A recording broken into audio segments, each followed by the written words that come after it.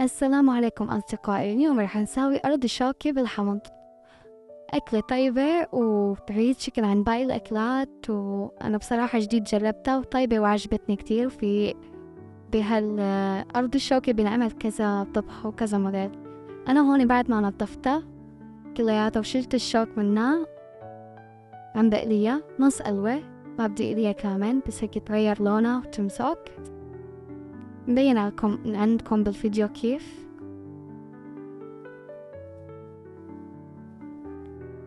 وهوني أنا كنت عم بسلق موي، حاطلها درة ملح مشان بس خلص قلي تبعهم، وبضيفهم بموية السلق موية الغلي، وحطيت له عصير ليمون، تقريبا شي ليمونتين عصرت وحطيت. وهون عنا لحمة ناعمة حمستها، حطيت لها البهارات هي ملح وفلفل وورق غار، بيعطيها ريحة وطعم طيب، يعني ما كتير ظاهر بس يعني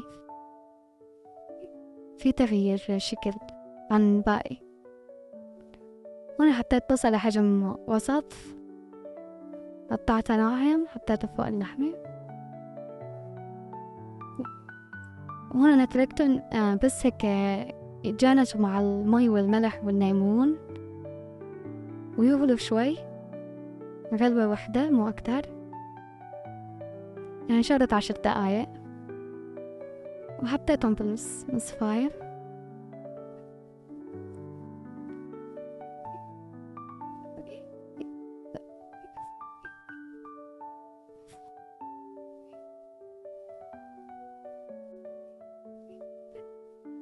هون هيك بنطبقون صحن بايركس أو صينية، بحال إنه نقدر ندخلن على الفرن شي يتحمل حرارة الفرن.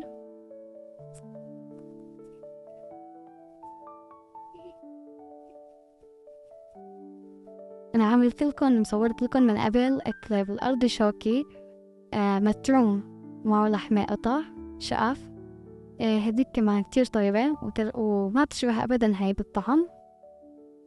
هون حشيتهم باللحم، حطيت عليهم اللحمة اللي حمستها، سنين توم حالتهم مع بعض.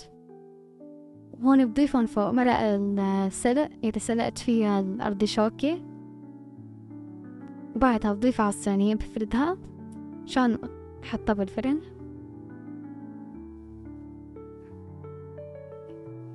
بحركن هون منيح مشان بس النشا يدوب على الأخير والثوم ينفرد.